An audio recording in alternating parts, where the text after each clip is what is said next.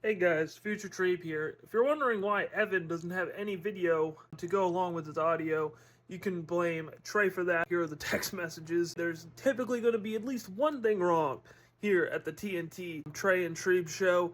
I just wanted to get this out of the way to tell you guys what the skinny was on why Evan did not have a video to go along with the podcast. It's not because he was the ugliest member on panel. In fact, he actually carried the group in terms of looks. He's a very handsome man. But the three of us do have a really good discussion. So again, I did want to put this episode out here, but not without informing you guys the 411 on what went down.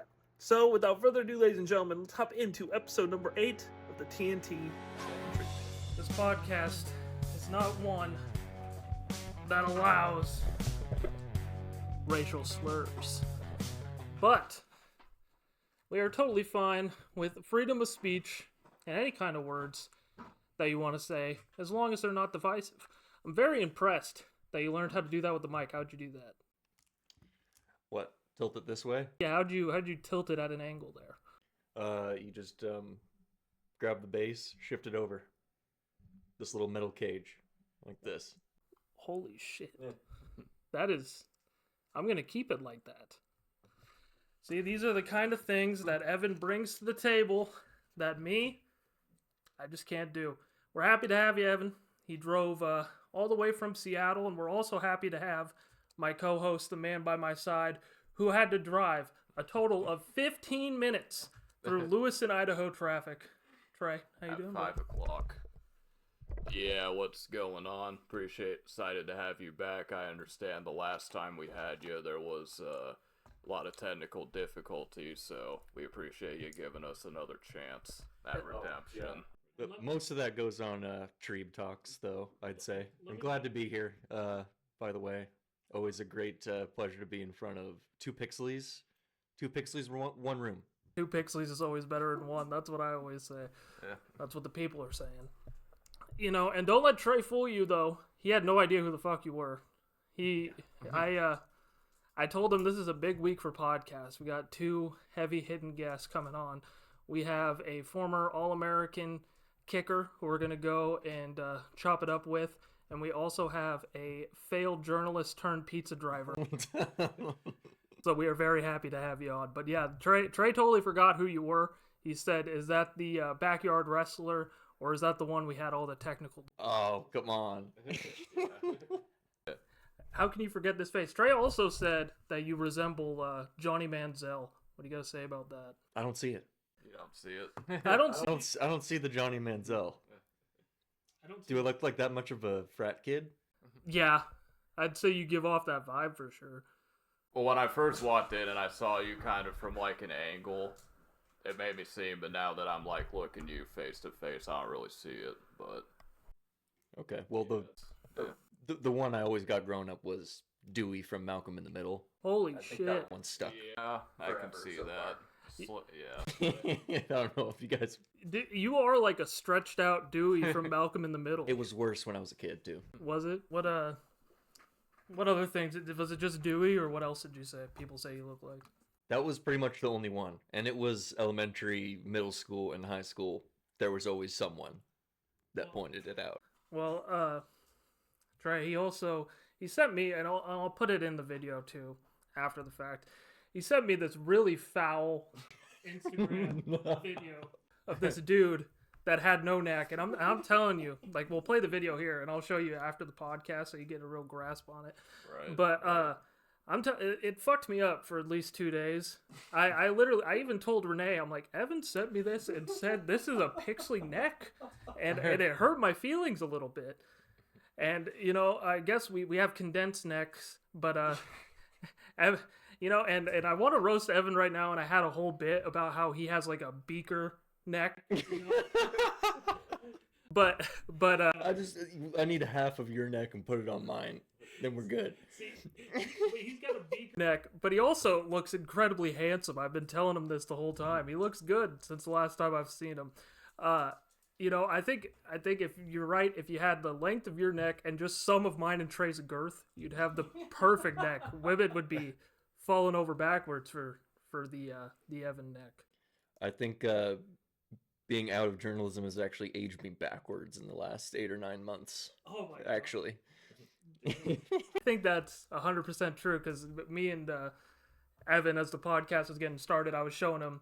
I can't say what I was showing him, but I wasn't showing him my wiener. Don't worry, that's not why I can't tell you. If that's what I was doing, I would be very candid about it. But something very exciting about the podcast that me and Trey have been alluding to the last couple of days. And last couple of episodes, but I was giving Evan the lowdown there, and he was saying that I look older, and I think it's just the stress from the job. Journalism does it adds years to you. I mean, you look at my boss, Matt Bainey. I mean, he had black hair at some point. You never knew him when he had black hair, though. No, I think it was always silver. Once he pulls out pictures every once in a while where he has the black hair, and it almost looks like he colored it in with a Sharpie, like it does not look natural. Shout out to Matt. I know he does watch this. Bainey looks good silver hair though. No, Bainey's the man. It's a good look. Bainey's the fucking man. He Trey, you like Bainey too. We go into Bainey's office before we shoot the last podcast yesterday, and Trey gets out there. He's like, he seems like a really good guy. Oh yeah. That's just what he is, dude. He's a good guy. Yeah. Oh man. So Evan's living in Seattle. Well, I was in Seattle one time. I told the story on the podcast, but I actually I seen Jordan Lucas before he blew up, and he did the whole thing with Eminem. And I don't know. Have you ever been to Nemo's before, or Nemo's? I forget what. Oh yeah, I've been there for a couple concerts. Yeah. So there was the venue, and I don't know if it's still there, but the one thing that always stuck out is I'm sitting there waiting in line, and across the street somewhere there was a bar, and on the windshield it said something to the effect of, "You can't be homophobic, you can't be racist," and all this stuff. And I just thought to myself, what if I were to just go in and say all of the slurs? And this was on a vehicle, you said? No, it was like a bar. Oh, like on the window of it? Like on the window, yeah. Oh, okay. Well, I mean, the Numos, I'm trying to think about where the neighborhood is. I mean, off the top of my head, I think that might be in the Capitol Hill area, and there's a lot of gay bars out there. Oh, yeah. The whole streets. Evan would know. He's a frequent guest. Yeah. May or may not have been there before. It was funny. That one more story is, there was a guy in the line, and I was just overhearing their conversation. He was like, "Yeah, I went to the gay bar, but it was only because all the other bars were closed." You're like, every bar in Seattle, Washington was closed. That's what's gonna happen after Idaho passes traditional family month. That's like every straight bar is gonna be closed, but the gay bars are gonna stay open, and they're not gonna acknowledge traditional family month. And that's how they're going to turn a bunch of radically right-leaning men gay, is because the gay bars are the only ones open for traditional family month. Family month? Yeah, that's one of the new bills that Idaho legislature is trying to pass. It's a month between Mother's Day and Father's Day. That's called Traditional Family Month. So basically, if anything's gay, it's that. Yeah, basically you get a 1 month free pass to beat your wife. Really?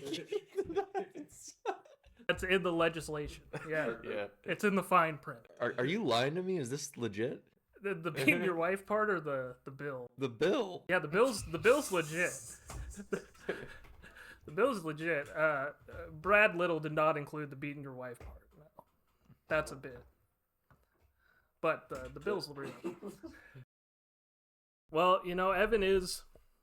I'd say, we've gotten really close the last fucking 2 years. And it probably is kind of a little gay. We haven't kissed on the mouth yet. But I've been real thankful for our friendship, and that's probably going to be the gayest thing that I'll say in this podcast. But, you've been there.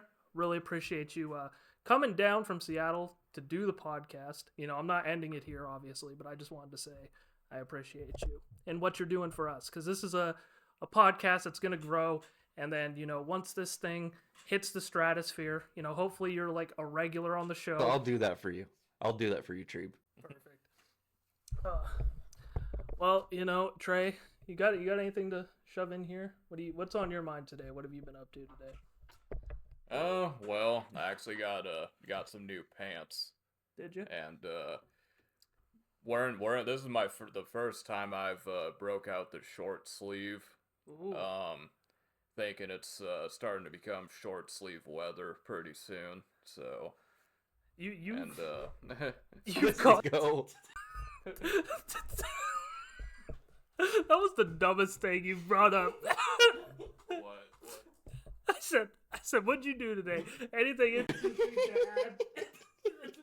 In this comedy podcast, I got Evan over here who's nervous as shit's never said a word in his life, and then I got you over here who says, I bought new pants and in short sleeve weather. Yeah, don't. It's short sleeve weather, I think. But I appreciate the confidence of what you said. It is short sleeve weather, though. It's short sleeve flannel season. Fucking Evan drove 6 hours to get here to from Seattle.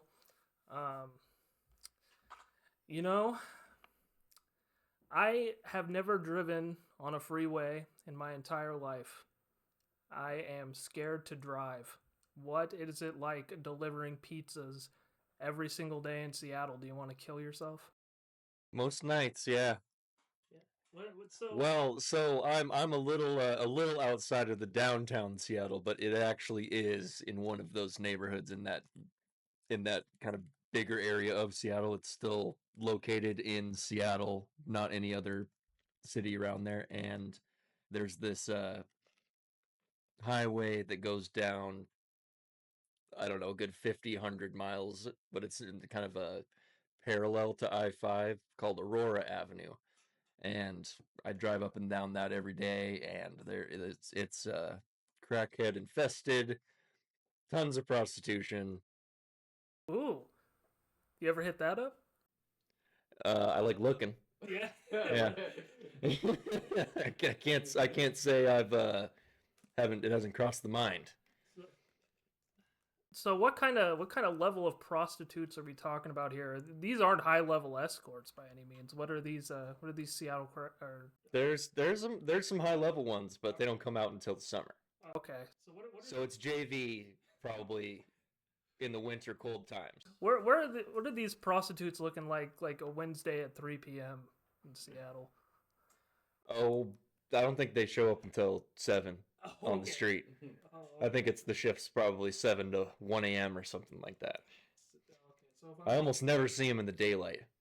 That'd be crazy if you saw a prostitute in the daylight. Well, that's kind of what I was getting at. I was wondering if these were some daytime hookers or not.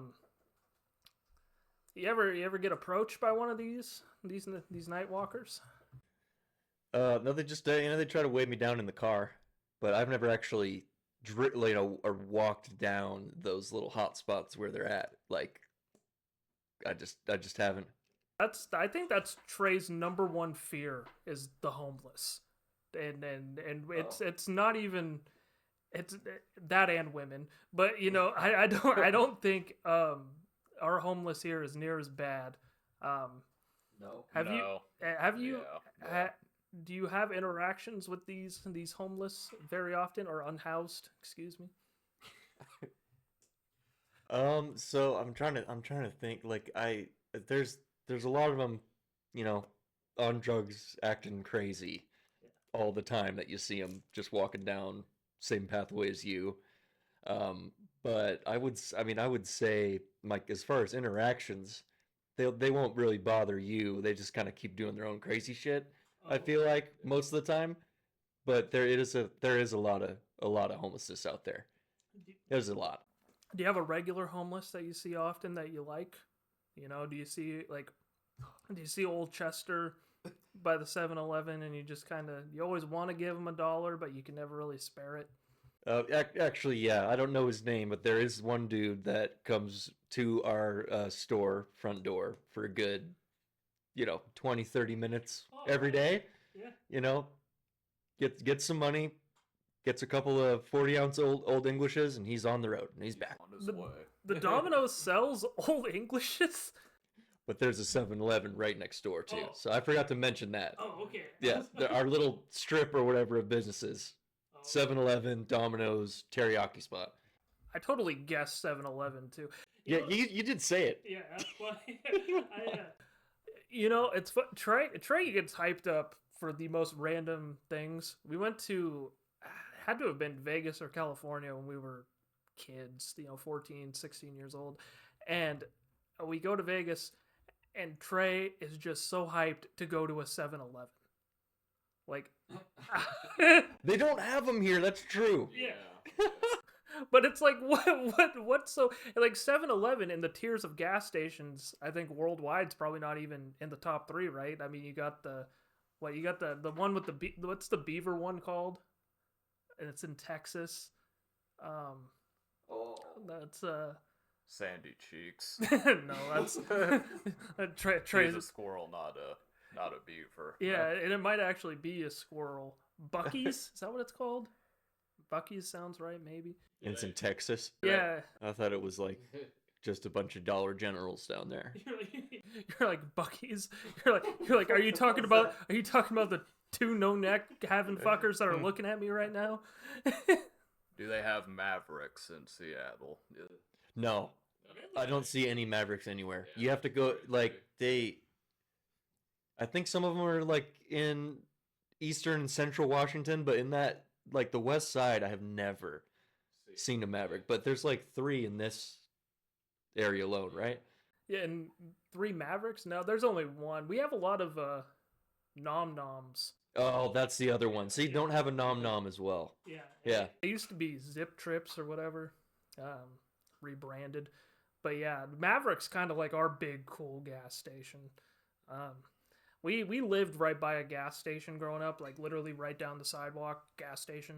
And we'd go there all the time, every day. That's like the thing you do. You beg your mom for 4 quarters to get a fountain drink, that type shit. Good times. And then, when I was like 19, that like literally they just decided to make that gas station 24/7 out of nowhere.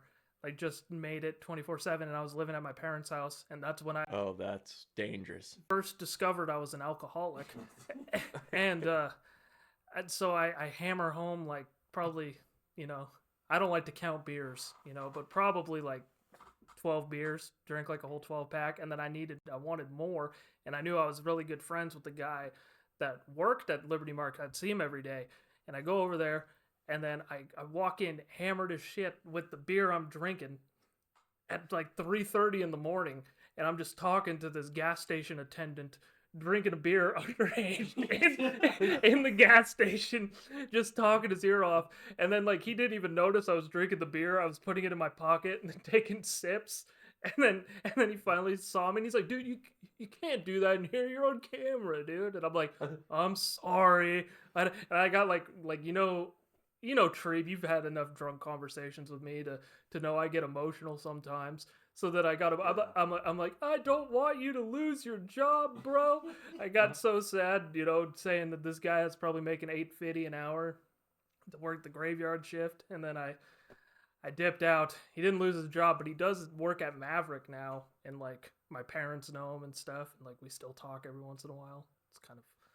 That's a funny gas station story. Alcoholic Treeb. Ugh. That's a good story. That's the worst. That's what we're trying to get away from. That kind of reminds me of having a 3 a.m. night at your house or something several years back, and then I wanted to get food, but I was I had no idea if this place even had a 24-hour gas station. No, fast food. Oh, fast food. Fast food, and then I remember you saying it was Jack in the Box is the only one, and then I was like, "Are you serious? Is that the only one?" And he was like, "I wouldn't lie to you." I wouldn't lie to that. I would. I'm not known to lie. I'm known for my candidness. No. The worst place I ever was for fast food was when I lived in Sandpoint for 6 months. That they didn't have shit. They didn't have nothing and no 24-hour places, and I lived like 30 minutes away from town. So like, I mean, as somebody with a crippling fast food addiction, that was the worst. Might help you in the long run, though. It didn't, because I just ended up moving back to my hometown. Yep. Yeah. You know, I would have too. yeah. Well, I mean, do you I mean, you know, I don't mean to, I've been kind of just glazing you this whole episode, but you know, you look good. I mean, have you've lost any weight? You getting in better shape or anything like that? Well, I've been playing basketball. I was in a league, like a men's league in fall. That got me, Oh, were you? yeah, pretty in shape. You never talked about that. How'd that go? Oh, you know, we were in a little like 8-team kind of casual league. Went 4-4, Hey, Made that's the playoffs. 500. That's Yeah, 500. 500. made the playoffs, and then we lost in the semifinals. And then we lost a 20-point lead in the second half in the third place game. So, and finished 4-6 after the playoffs. 500's pretty good. 500's pretty good. You guys probably would have ran through a Lewis and Rec team. Oh, yeah. Yeah, that's for sure. We have nothing but Mormons on there. Oh my God, we were talking about Mormons today. Is there a lot of Mormons in Seattle? I mean, I feel like you're either like doing meth or going to Sunday school over here. You know. You know, I grew up with a lot of Mormon kids in school, but I wouldn't say there's a lot of them. No. I'd say I've probably seen more. What are they called when they do their mission? Jesus Christ. That's a fucking goof, which God damn. So Jehovah's Witnesses that don't like celebrate Christmas and shit. And like they'd go to like the computer lab and play cool math for kids while you guys had like holiday parties. Like those kind of kids. Yeah, I'd say there, but I don't know what you're talking about. The Jehovah's Witness, though. Isn't that what you said? No, Mormons. Oh, well, I thought you were saying. Are they the same thing to you? I thought you were saying they weren't Mormons. It was a different religion. No, there were. Oh, okay. There were. Sorry, I was in a fucking haze over here. I don't know if you just saw that fat cloud train blue for no reason. I like to keep you on your toes. Good to keep you blinded. Anyway, sorry about that. But there was a lot of Mormons, or so Mormons in Seattle. I think I graduated with probably 400 kids. There were probably 215 Mormons. Yeah, well, that's a lie. That was half this class, but I don't think there was that much. I was probably overestimating. But I've probably seen what is it called when they go on their little mission. That's Mormons, isn't it? Yeah, but like when they're doing that, I've seen more people, like more dudes walk around and talk to people about. That's Jehovah's Witnesses. No, I swear it's Mormon. Jehovah's Witnesses are the ones that knock on the door. I think They might both use that tactic. I don't know. I know that whichever ones are the ones that knock on the door, old people use the shit out of them. They'll make them like rake leaves and fucking put them to work.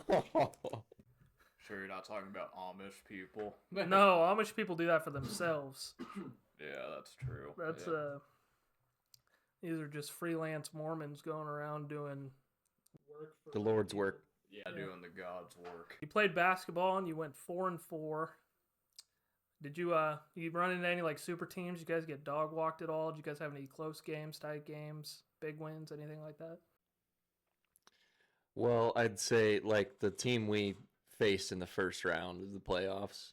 Yeah. We had beat them twice in the regular season. They were 2 of our wins, but they took us down. Damn. Jumped up by 20 on us early, and we were trying to fight back and couldn't do it. It was tough, but they had this one big guy who was just a wrecking ball going down into the lane. None of us could we had to foul him like every time. None of us could really stack up. You know, I'm talking like linebacker bod. Like maybe like 6'1" and 260 of muscle. 250, 260. You have a cell phone salesman bod. Yeah, but like a T-Mobile, not a Metro PCS. Yeah. Like a Verizon. You wear a suit to work every day. Did you just come up with that one, or you've been? Yeah, I came up with that one. That ain't bad for just on the fly. Yeah, that was on the spot. Yeah. You can continue. You have the Big Five sporting goods salesman. Oh, that's good. That's why I thought of it. That's why I thought of it. I think you hit the nail on the head. That was good. He also worked at Big Five. Okay. Yeah. Yeah. So, do you have any stories? What would you say? And I'm gonna ask you this: what is the craziest thing you've seen while you were delivering pizzas, or has there been anything you've seen? Because I imagine nowadays it's like you don't even have to talk to anyone. You just throw the pizza on the door and then walk off. But Yeah, I'd say like about half of them are leave it at the door, maybe 40-50%, maybe somewhere in that range. But the craziest thing so far was there's this kind of ghetto apartment complex that's on this long stretch of road that has like 6 or 7 apartment complexes on it that are pretty, the dangerous area. And then I came into work one day, and the work group chat, this guy was saying on there that the SWAT team was at that spot, and so I had to drive down that road just to see it going into work. And we're talking 3-4 SWAT cars. We're talking snipers at the ready, just waiting they were looking for someone. I don't know. I haven't done enough digging there to know what happened, but I would guess it's drug related, just off the top of my head. That's a good guess. Well, since we're doing story times. I've been trying to ask Treeb if he could tell the story about because I always get a kick out of it the whole time about the first time you went to Hempfest. If you could tell the viewers that story. That's a good one. You ever go to Seattle? Probably has something similar. Did you ever go to like a Hempfest growing up? Yeah, there was a Hempfest in Seattle. Yeah, so they had a Hempfest in Moscow, Idaho. How does that make sense? Doesn't really. Well, yeah, well, it does make, the entire city of Moscow doesn't really make sense, so it does I guess it add up. But I had no idea that they would do that. Yeah, and it used to be really cool, because you used to be able to just buy edibles at the Hempfest, but as the years went on, years turned on, it got more just about watered down. Yeah, it just became more about the herb and the vibes and the tie-dye blankets, and it's like, how gay and retarded is that? Like, I don't want to do that. No. I'd never have wanted to self-tie-dye anything in my life. I want to get fucking blitzed and listen to bluegrass. But I decided to... So me and all the boys decided to go to Hempfest one year. We heard about it. It was sophomore year of high school. And we all load up into our friend's car, and there's like 5 of us. And, none of us have eaten edibles before, so we didn't know what the effects were going to be. And when we went to get the edibles, we were freaking first in line, and thank God we were, because it's like all these people, none of them were here for the tie-dye fucking goddamn blankets. Like, all of them were here to get stoned. It was obvious. And it wasn't even like there was no like pull-up tent. There was no way to know who's selling them. There was just one old couple in the middle of the park with a cooler. That was it. And you just knew what the transaction was going to be, and you better have had cash. There's no fucking Apple Pay, no Zelle, no Venmo, none of that stuff. So we go up there, pay $10 for an edible, and it's the most disgusting thing we've ever ate in our life. You remember old school edibles? Yeah. Well, I'm just sitting here wondering how they even sold you it in Idaho. That's what I was saying. Like, none of it made sense. It was like the one day a year that Idaho police just said, "Go fucking buck wild." So they just didn't care for the day. No, and there was cops that were there, and it's like they had a permit. It's like they had like a week to sell edibles here for 1 day permit, and they must have ran out. Must have only been for like 3 years. So I wonder the reason why they stopped doing it. probably because ruined it. probably a bunch of teenagers got too high and then fucking, got in trouble. But, we're probably 15, 16 at the time. And they tasted like shit. You remember like old edibles? None of them tasted good. Now like you go to a weed store anywhere and they taste fine. But back in the day, they just tasted like you ate a nug of weed. Like that's what they tasted like. And so I ate like a whole cookie and we don't feel anything, whatever. So then we decide to go to Subway. And as we go into Subway, fucking hits me right in Subway like a ton of bricks. Like and I still have not been more stoned in my entire life. It's the most high I've ever been. And I go in there and it's like I felt like Raven Simone having a flashback and That's So Raven, like I stood there and everything went forward. A crazy moment. And I felt like the counter to order my sandwich was like 10 miles away. As I finally made it there, the guy's like, "What do you want?" I was like, "Meatball marinara." I was about to say it had to be the meatball marinara. Yeah, I'm a meatball marinara kind of guy. I like a good sloppy Joe too. I bet you could read that. You seem like a sloppy Joe guy. I'm a sloppy Joe guy. I'm a guy who likes to lick my fingers after eating Cheetos. Sorry, that was funny. But so I go up there, I order my sandwich, I say meatball marinara, and then he asks me what bread, whatever, and he's like, "Do you want it toasted?" And I just go, "Huh?" And then he's like, "Do you want it toasted?" And then I was like, "No, sorry." I said, "No, sorry." And then he's like, "Are you sure?" And then at this point, I think he like knows I'm high. And you remember like in high school when you thought people knew you were high, you got like really paranoid.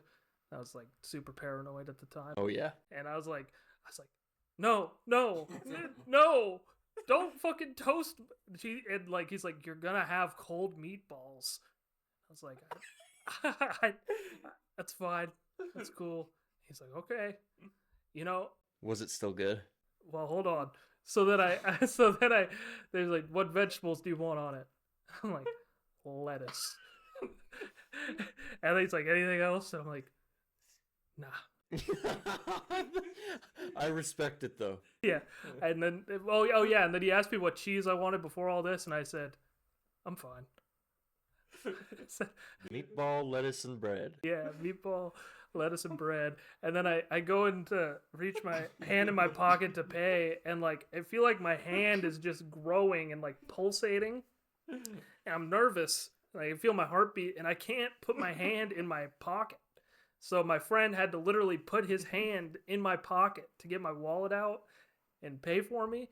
And then they had like an automatic change dispenser. And the change comes out, and granted, my hand is like 10 feet at this point, completely expanded. Wow. Like Shaquille O'Neal at this point. And then I put my hand in there, and as I grab the change, I don't get a single one, and it all just falls on the floor, and I just left it. And I went and sat down and ate my sandwich, and I was like, it's somebody else's problem. And I took one bite of my cold meatballs and lettuce. And it was probably the worst thing I've ever ate in my entire life. That is an iconic story. I can't believe that you just told me that story. I mean, it's just I can feel the disappointment, like if that happened to me, to not enjoy the sandwich after all that. And then to fuck up the sandwich yourself. Oh, dude, it was so bad. Like, it's a fun story in retrospect, but I did not have a good time. Like, that was awful. You hate to see it. No, have you ever had cold meatballs and lettuce? No. Don't recommend it. Don't recommend it. It's not very good. And you'd probably get sick. Yeah, no, I took one bite of it and I threw it away. You know, but that was back in like 2016, 2015, so, you know. And I feel like now that I'm hearing the story, I feel like the reason you said you didn't want it toasted is you probably thought he was asking you, are you toasted? That's a good point. And then that's why you kept saying no. I wasn't. You know, Trey is somebody who people oftentimes think is high, but he has never done any drugs ever. He's just very high on life. Yes. Yeah. I don't know, you ever get that vibe? Does Trey seem like a stone fella? I thought he was stoned right now. Did you? Yeah. Yeah. I've had a few people like in my days, like I don't think like growing up, and I don't know if that's because everyone that I hung out with kind of knew me and that's kind of how it is, but like when I would just like meet other people and stuff, they would always say that to me. They're like, you seem like you're high or whatever, and I'm like, no. I've never done. Did you ever have a narc in your family or somebody that would tell on you for smoking weed? Oh, nope. I was good. Were you good? Small family. So this guy, he would tell on me all the time. He was the biggest snitch in the world, but Come on. in his defense, though, I would hide my weed in his room. Oh, that's so hilarious about how you. it's like frickin' midnight, and then he's just walking into your room. It's like, mom and dad's never gonna check here. He just hides it in there. That's exactly why I did it, because they would never check in his room, so I would literally just hide my weed in there, you know? Yeah. That was like the master plan. And then what? Did they ever find that? So what would happen is, and they would have never found it, and they probably still would have never known that I spoke to this day. I probably would have told them eventually, but you know, I think I wouldn't. They wouldn't have found out organically. The only reason is because Trey, anytime he'd get mad at me, he would just tell on me. That's all he would do, and he would tell on me if he was mad, or he'd tell on me if he was concerned. So we went to a Tech Nine concert one time, and worst smelling event I ever went to, by the way. Oh. If you want to know what 500 people with body odor smells like. Tech 9. If you want to smell what teenage no spirit smells like, if you want to know what I don't cannot think of any other artist.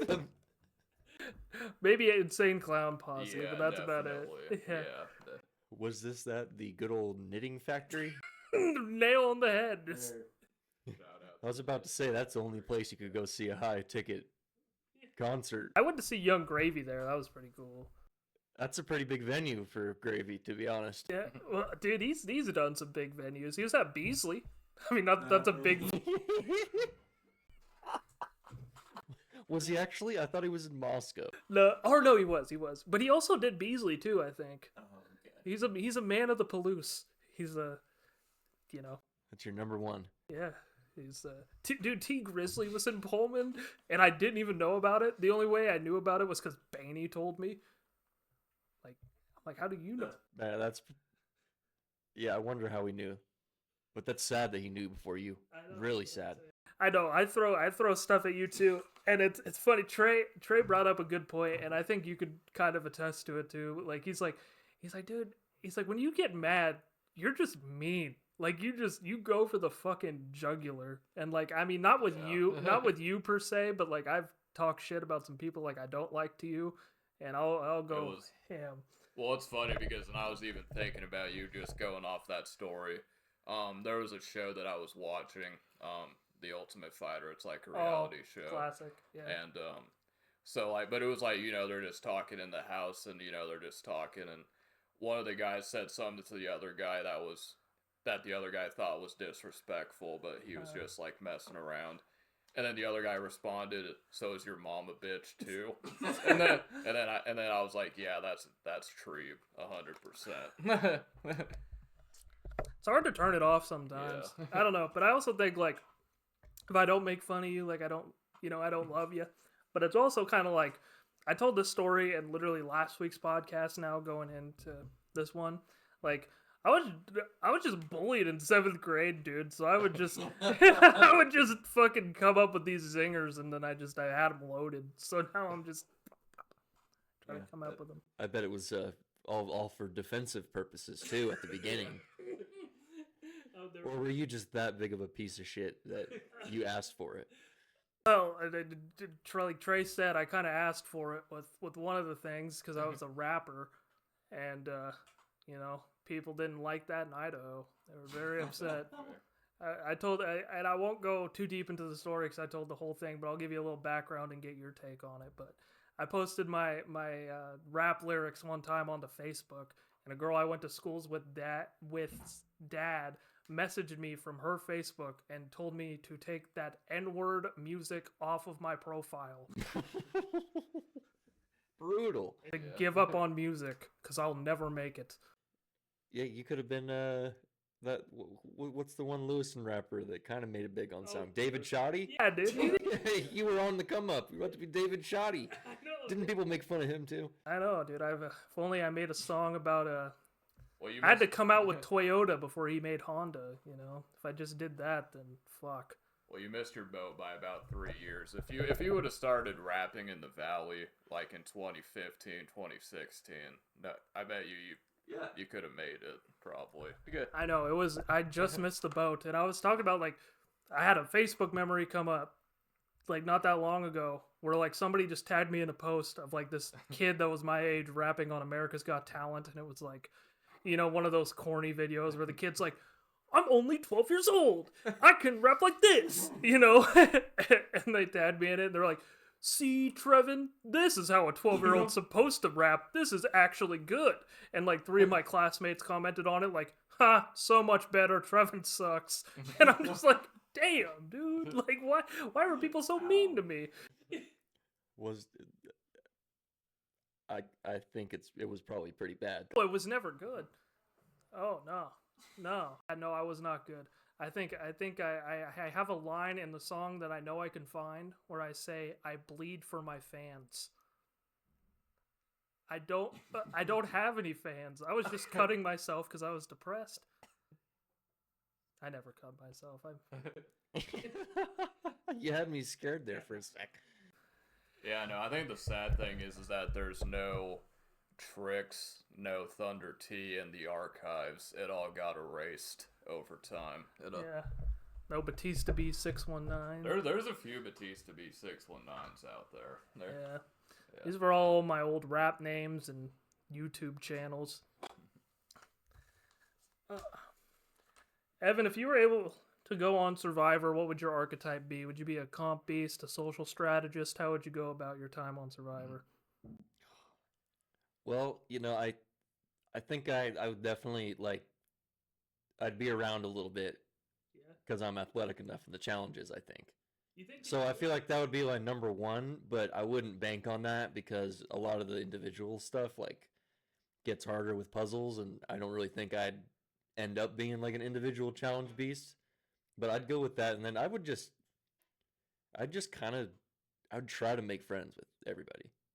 I would just try to be cool, and I feel like I could make that happen, and I could just get a little foothold in the game that way. Do you think you have a mind for the strategy part of the game, or do you think you'd just be more of like a social guy? Probably social. I don't think I'd be the one spearheading big moves. At least I don't think so. But, you know, who knows unless you've played that. Maybe a different animal would come out, and especially me with no food. People who know me, I get that. I get hangrier than anybody.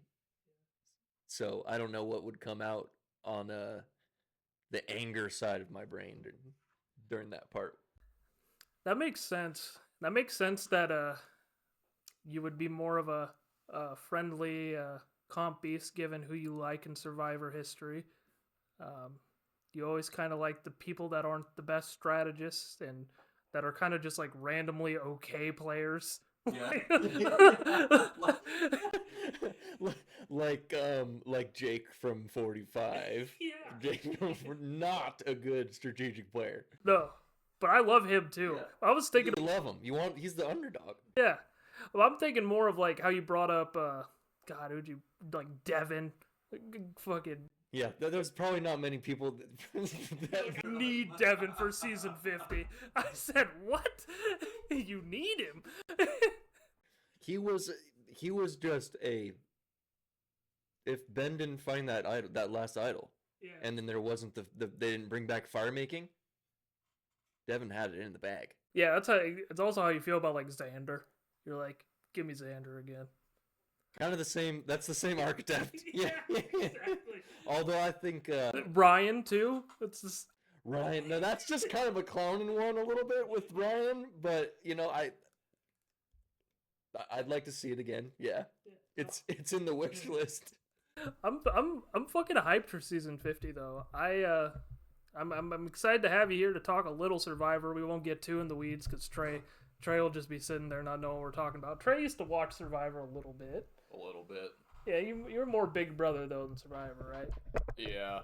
I'll tell you what, if I ever got on Survivor or like one of them shows, I wouldn't make it. A, I'm not charismatic. B, I'm not good looking at all.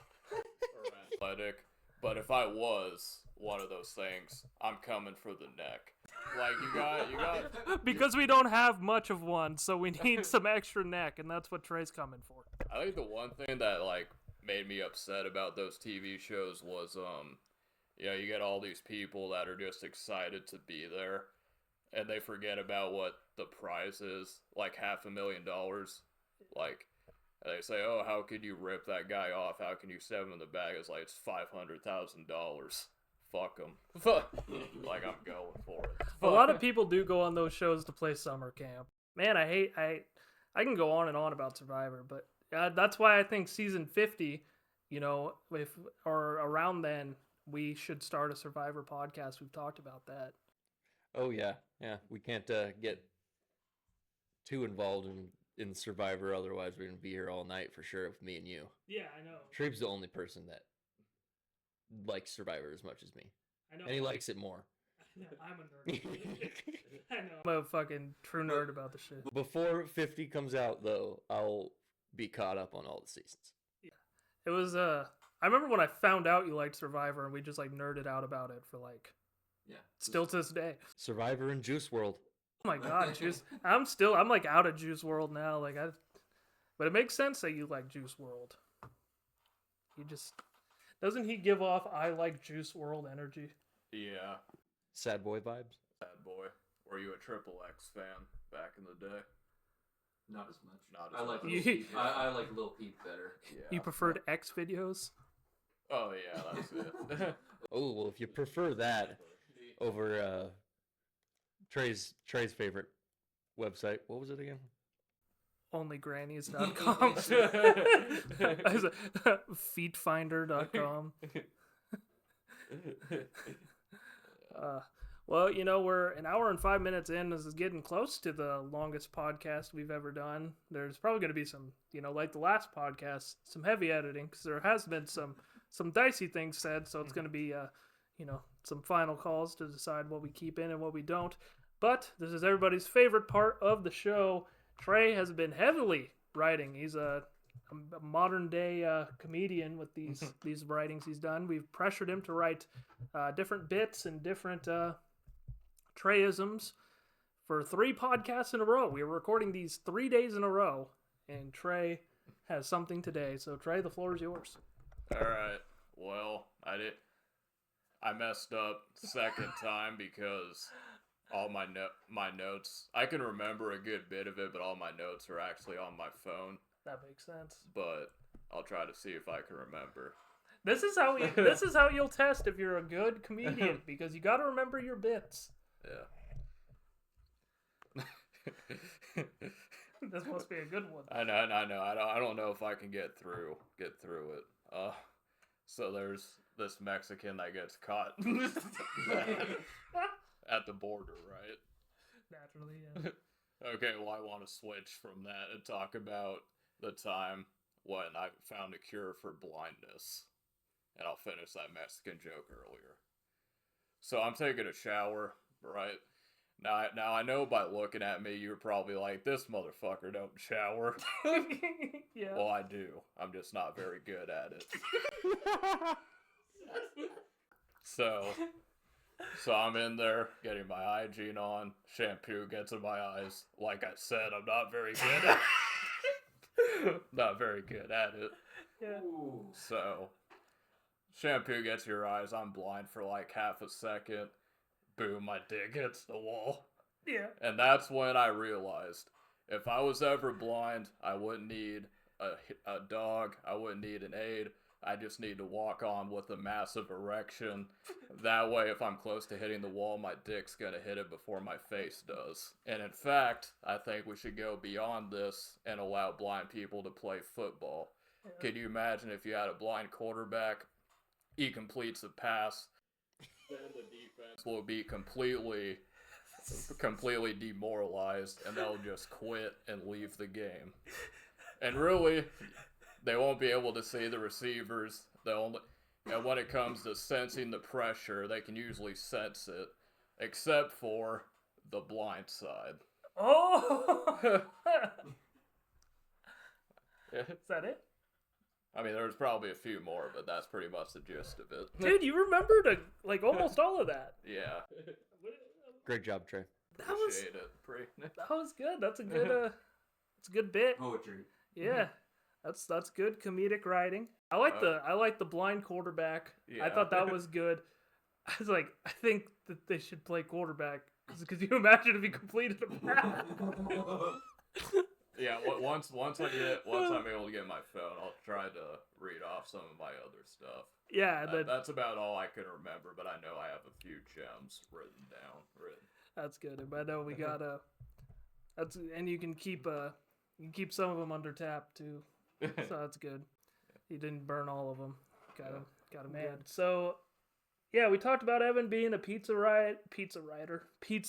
delivery driver. He used to be a journalist. We're trying to, hopefully he gets back into it. I think this is a good step in that direction. I think you got the chops for not only being a journalist, but I think you could be a good content creator alongside of me and Trey. No, without a doubt. It's sad not being around it. I know. It's there's some emptiness in my heart for sure right now, but I'll be back. I'll do something again. It is super sad you're not around it. It's super sad not having you around it because it's better when you're in it. Because you're talented. You're good at what you do, at everything that makes a journalist and makes somebody that would succeed in this space. And it's rightfully so. You're in this job right now to save money, but once you feel like you can get back into this business, you're gonna succeed, and you're gonna be one of the best at it because you have that talent, you have that drive, and I believe in you. Man, that's straight to the heart. Are you sure you're not drunk? Because that's a drunk Treeb thing to do right there. I mean, there was so much love there. Thank you though. Yeah, I want the people to know that he's Evan's got he's got a lot to him. He's a great writer. I mean, you got probably the shittiest end of the stick out of anybody I've ever met in terms of the business. Like there are people that I know that have done the journalism, content, things like that aren't half as talented as you, that are doing things at a grander level, and it's frustrating to see, but it is something that I know and something that I definitely know that you'll get to and that you'll be at. But it is gay and retarded to see that. I do feel like some of that stuff in this journalism space right now it really is kind of the luck of the draw sometimes. It is. And sometimes those jobs don't open up. I just think I haven't been looking at the correct time when something that really sparks me pops up, and you've been there. Well, and we're kind of the exact opposite in that sense. Like, I've been extremely lucky. I got, like, I mean, right out of high school, getting a journalism job, really building relationships with, Don, who, rest in peace, one of the greats, got me a job back here. And then now I'm doing what I'm doing because Baney's in his position and, helped me get a job. And, I've been real fortunate, but this business, there's a reason to believe it might not be around for a super long time, but I think it's going to be around for at least our lifetime. Yeah, well, that's so hard to say. It's funny that you brought that up because I think about that all the time. I do too. Well, How long will it last? that's a good question. I think we should answer that, and then Trey, as an outsider looking in on the sports journalism field, let's take out. Are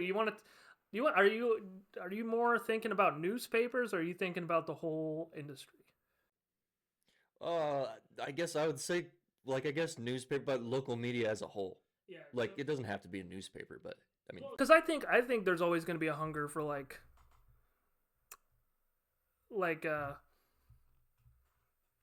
for professional sports to get coverage and stuff. Yeah, like for sure, for sure. like I think that's always going to be a thing. But as far as like local coverage, local news and things,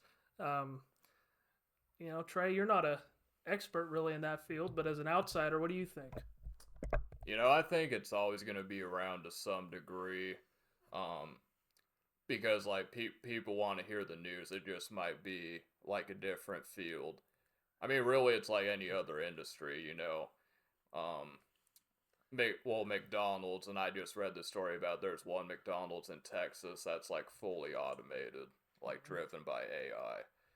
But when you talk about the journalism business, how are they gonna they're gonna have like AI read off the news, and it's like and at the same time it's like people always complain about name your professional journalist. Oh, I can't stand Stephen A. Smith. I can't stand but that's like Skip Bayless. not really a journalist. But like even if like you're just a casual viewer, like say you don't work in journalism and you're just looking for news about local events, whether that be sports, politics, would you rather have someone cover it who you might not like, or would you just rather have like a complete AI, just like monotone cover? Like, I feel like you need someone with at least personality that you can feel one way or another. Just like in Survivor. Like, you might hate a guestmate, but the worst you can be is boring, because then people don't care for you either way. That was a real good analogy. I like that. But that's good. That's a good take from an outsider looking in. My whole thing with the AI, and this could be different at different newspapers, whatever. I can only talk about my experience. But here, it's like we have an AI policy, whatever. It's like extremely bare bones. But like the business is like so focused on doing everything else, especially daily operations, that it's almost like we don't have time to focus on AI and how it would make our jobs easier or even like take over our jobs, and like the owners of this paper particularly are so driven by the people in the building that I don't see how that would happen here. I think the only way this paper goes down is financially, but I think, as far as the robots taking over, I don't think that'll happen in a grander scale.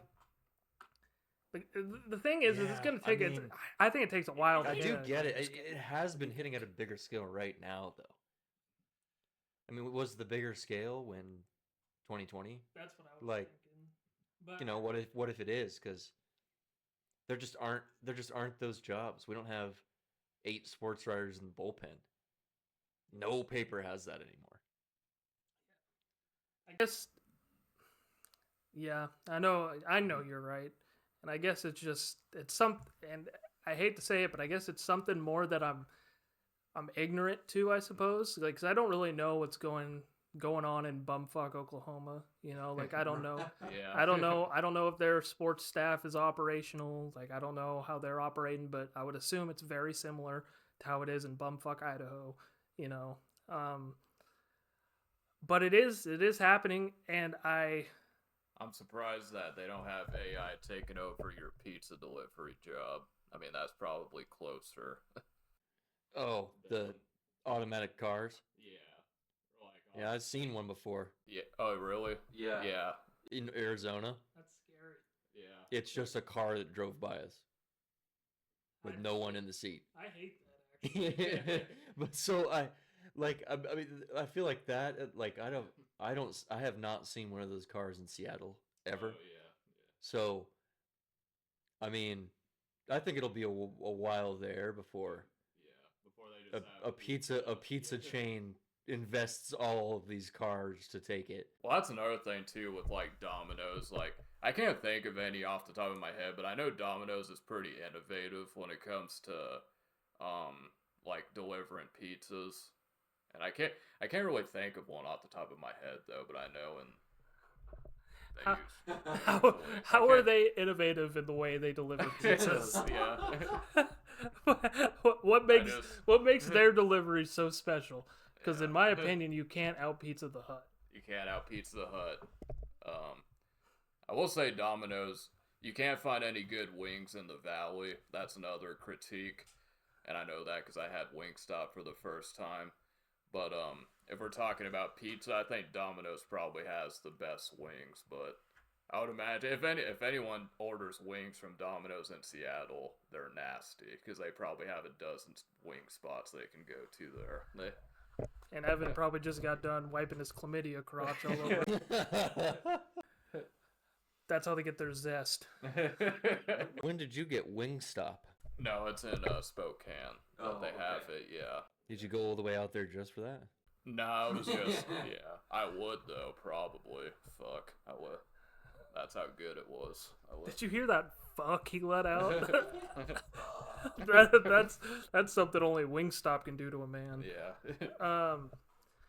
No, but what you went through at the Everett Herald is actually bananas. Like that's something. It was bananas. That's something that very few people in any industry can say they went through, and I felt for you. You know, I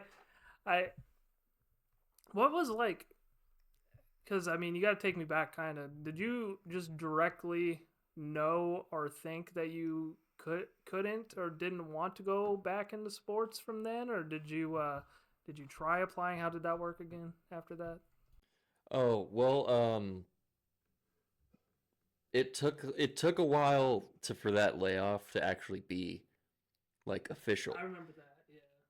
So I was kind of like just waiting and taking some of my sick time and PTO and, you know, doing minimal work when I had to for weeks and weeks and weeks until they finally, you know, came to an agreement with the union.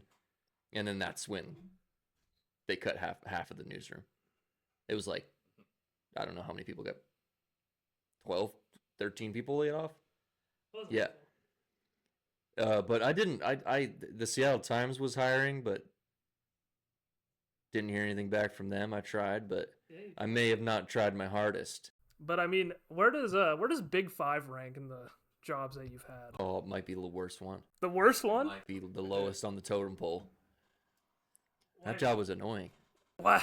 What? You know what? My least ever. Bunch of old people coming in and wanting shoes, but then telling me they don't want shoes that's made from China. Yeah. And then me telling you, okay, here's our one pair. And then they say they don't like it. That's every day. It was so annoying. When I was serving tables, at least I got tipped for just listening to that garbage. I mean, do you want your shoes made from China? I don't care. The only It's gonna be cheaper. that is true. The number one sold item at that store was the freaking Dad Barbecuer 5000s. Oh, Air Monarchs. Yeah, the Air Had them in Monarchs. 3 colorways. Yeah. Dude, The all black one. Yeah, I hated that job too. It was my first ever job. Was Big Five, and what pissed me off about that job was two things. One, that we had to dress up for it, and it was a fucking shoe sales job. Yeah. Like I'm literally dressed like a divorced dad that's trying to fight for custody of the kids. Like and the worst part of it is like I pit worse than anybody I know. So like I would have straight up shit stains fucking going on by 15 minutes into my shift. So, and I'd have a gray shirt. Dumb move, and it'd be game over. I'd be terrible. And I remember back in the day, I'd work like 4-hour shifts, and those they felt like such long shifts back then. Well, it does feel, the 4 hours feels long at Big Five, because when you're standing around, doing nothing. yeah, that's the worst. No one's coming in. And we had one boss, I think he was there when you were there, bald guy. Yeah. Yeah. He took his job way too seriously. Oh yeah. Like way too seriously. That was like I remember, and the second biggest reason why I hated that job was fucking vacuuming. I hated vacuuming that joint, dude.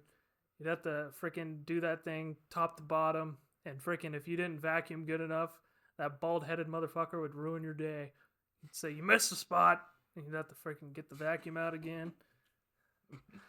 God, I hated it.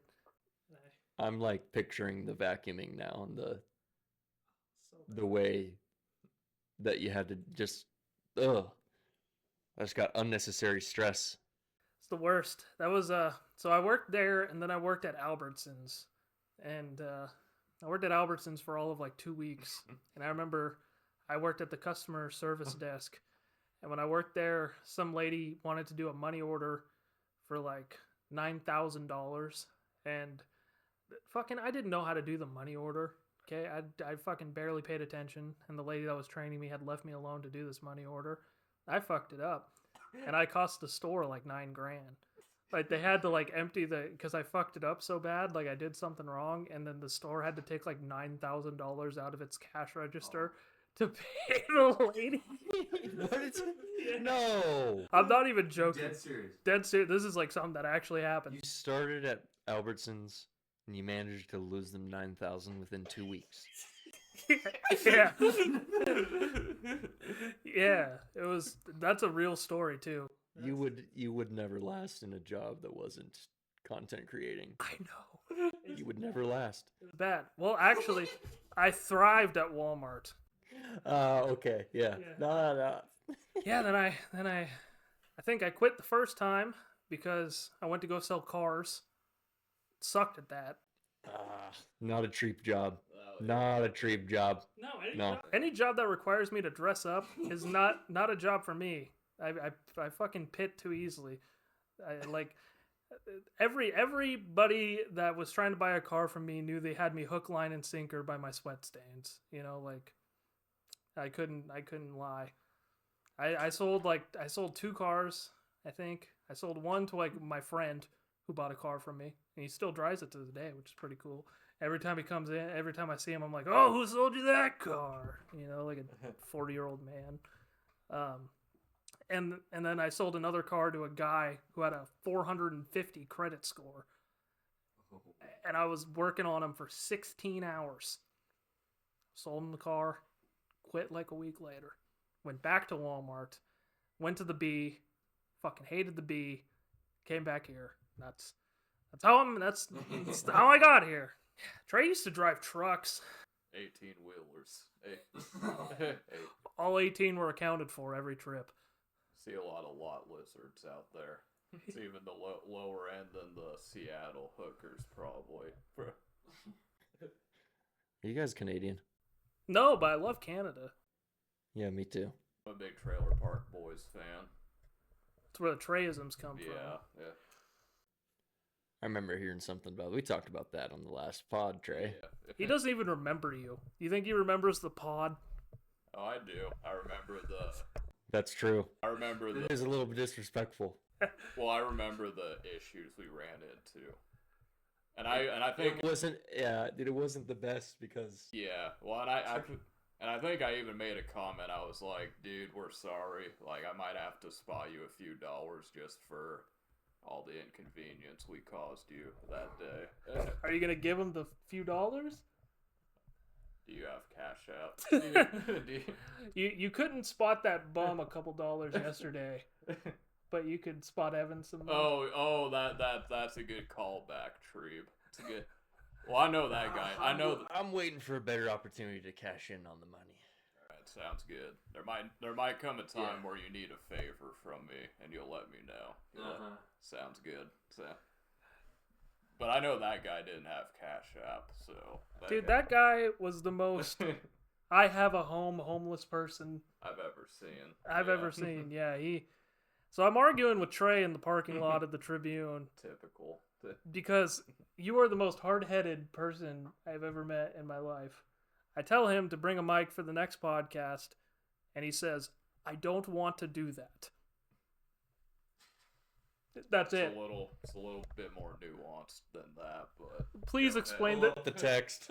Please explain Pull up the text. Oh, go ahead. Explain the story. Go. So I say, it's no skin off your ass. You don't have to take any of the blame. And he said, I'm not gonna do it. and then I say, all right, whatever. Blah, blah, blah. We keep arguing. And in the middle of this argument, and it's about as heated as a Pixley argument can get. So it's like our voices aren't raised at all, and we sound really calm the whole time. I'm about to take my shirt off. Yeah, his pants are already off. Yeah. And this guy in a Columbia jacket just comes up to us, and it's like, do you not see what's going on here? And he says, do any of you guys have change? No, none of us have change. And he's like, not even a couple of quarters? No. No, dude, and if I had some spare change to give you, I'd give you my fucking nickels and dimes, all right? I wouldn't give you my premium coin that I have in here, all right? You're not getting my quarters, you're not getting my $50, you're not getting my Sacagawea coins, all right? You're not getting any of my top tier coins that I have here, all right? But he leaves for a little bit, and then after he leaves for a while, after he goes like out to the sidewalk, he fucking hollers like fucking one of these numbers, one of the fucking cups the mouth to project the voice deals. You got any food? Did you have any food? Fuck no. The only food we had was some like old fries that were on the baseboard of my mom's van, and it's like, no, we don't have any food, all right, we're starving here. And you have a Columbia jacket on. There is no fucking way you are struggling for cash if you have a Columbia jacket on. You fucking poser. All right, yeah, I think that does it here. We're an hour and a half into the podcast. I think you got anything crazy teetering on your mind here? Nah, just appreciate you for coming on. It was a fun time, and we'd like to have you back if you're down, for sure. We'll do something again. Love it. Like I said, I can't turn down two Pixleys in one room. No, dude. This is Impossible. Yeah, it's hard to turn down two Pixleys in one room. Just two Pixleys in general. Two Pixleys in two rooms. But no, dude, thanks for doing this.